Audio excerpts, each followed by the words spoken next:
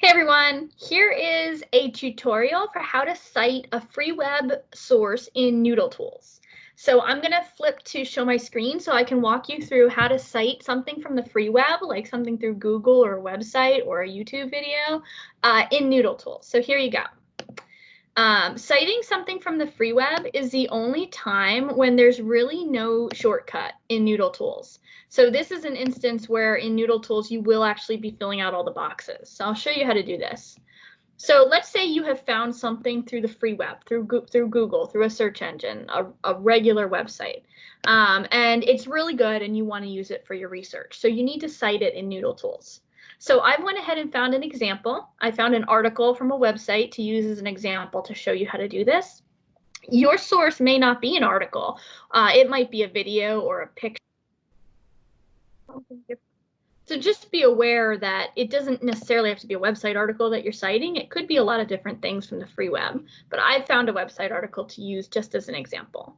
So I have my little source open here in one tab, and in the next door tab I have my Noodle Tools open, and I'm logged in and I've opened up my project, and I've made sure that I'm on the sources page here where it says sources. So from there I now want to add my source. So I'm just going to go to the green button with the plus sign that says add new source, right? Because that's what I want to do. And it's just going to walk me through the options. It's going to ask me, oh, where is your source? Is it in a database? No. Is it on a website? Yes, in this case, it's a free web source, so it's on a website. So I'm going to click on that, and it's going to give me a bunch of options. You do have to choose the correct option here. It is important that you do so. If you don't know what kind of source you have, you can always ask your teacher or me for help figuring it out. About 75% of the time, it's probably just a simple web page, but it could be an online newspaper. You know, it could be an ebook. It could be like a YouTube video, so you might be choosing video clip online. It might be a government patent. It might be a rule or regulation from the government. So you might have to choose something over here. So just make sure you're choosing the correct option. Now, in my instance here, my source is just a little article from scholastic.com, which is a regular website. It's just scholastic.com. It's not anything fancy. So I'm just going to go ahead and choose the option for web page on my, if it will let me. There it is. I'm just going to click on web page here on Noodle Tools, and it's going to give me all these boxes, and all I have to do is go fill the boxes in. That's how easy it is. It only takes you a minute or two. Citing from the free web, you simply have to fill all the boxes out in Noodle Tools. If you reach a box and you can't find the information for that box, you leave it blank. It is not unusual for some boxes to be left blank. So I'm going to show you how this would look now. So let's say that I have my source right here, and I now need to fill in the boxes. So I'm starting at the top, and I'm simply going to work my way down to fill out as many boxes as I can. The first box asks me for the URL. It wants the website's URL address. So I go to my website next door here. I go to the top, and I highlight the URL, and I copy it. And now I go to Noodle Tools and paste it. Now I go down to the next box. It wants to know the date of publication. I'm going to see if my website has a date of publication listed. Sometimes it does, and sometimes it does not. So let's see. I'm going next door and looking for the date of publication. If it's listed, it's going to be usually right under the title or right at the bottom of the article. So I'm going to look here under the title, and I see that mine does have a date. It has October 24th, 2018. So I'm just going to go fill that in. October 24th,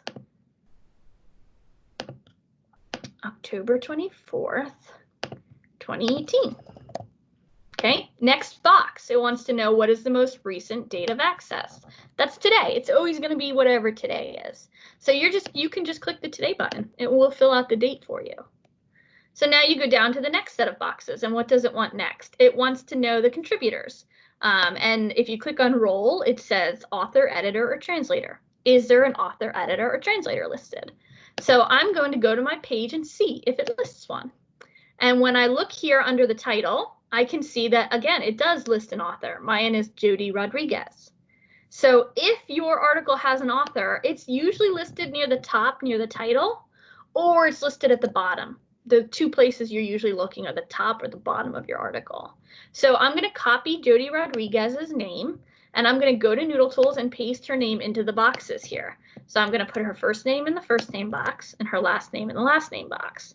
And when I do that, I can see that this doesn't really look right. You see how it's all capitals? It's not really how we write names. So I'm going to take this opportunity to fix that. Jody with the first letter capitalized only. And Rodriguez. Okay. Now I go down to my next box.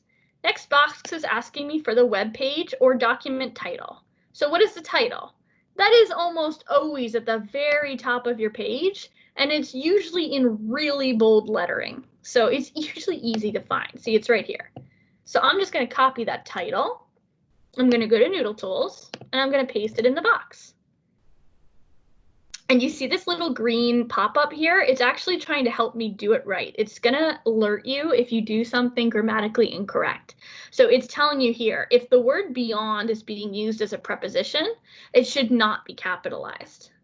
So if that is the case, then you might want to go ahead and take out the capitalized B for beyond. Okay.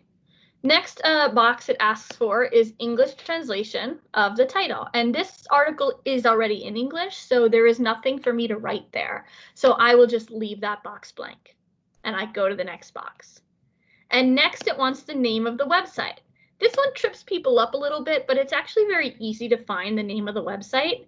If you go back to your source and you look up in the very top left-hand corner, it's usually up there next to an icon, like next to a logo. And you see how it just says Scholastic with the little book logo next to it? That's the name of the website, Scholastic.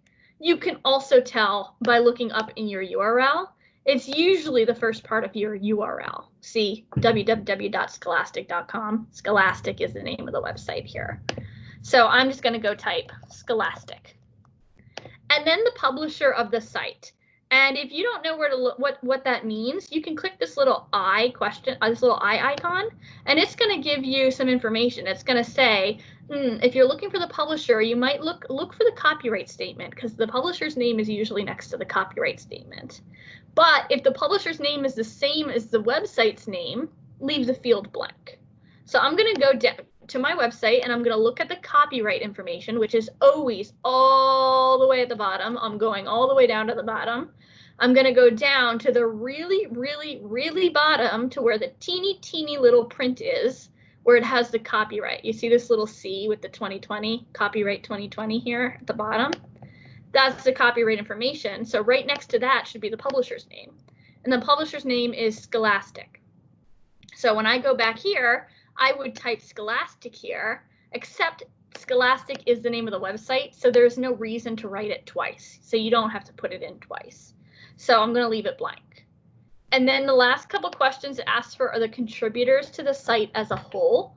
I have personally never seen this listed on a website, but if you were on your website and you did see that it said contributors to the site and then had a list of names, you would put them here. I've just never seen it, but that doesn't mean it doesn't exist. And then it asks for the edition, version, or revision numbers. And again, I've never seen a website have an edition, but if you did see it, you would put that in here. I'm going to leave it blank since I didn't see that on my source. And then the last box is the annotation. Your teacher might be asking you to do an annotation, an annotated bibliography. And if they are asking for that, you would put your annotation in this box. If they haven't said anything about that, you just leave that box blank. You can always go back later and add it in if they ask.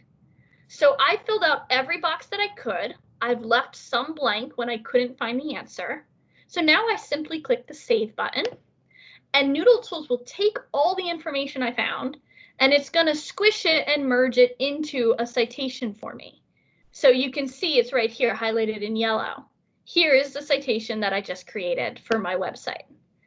And it's in the proper MLA format and everything is done correctly. So that's how you cite a free web source. It takes a teeny bit longer than doing it from a database because there's no shortcut, but it usually only takes most people about a minute, maybe 2 minutes to do each source. So it's still pretty quick. Of course, if you ever have questions, you can always let me know. I'm always here for you. So if you need anything, let me know. But happy citing. Have a great day.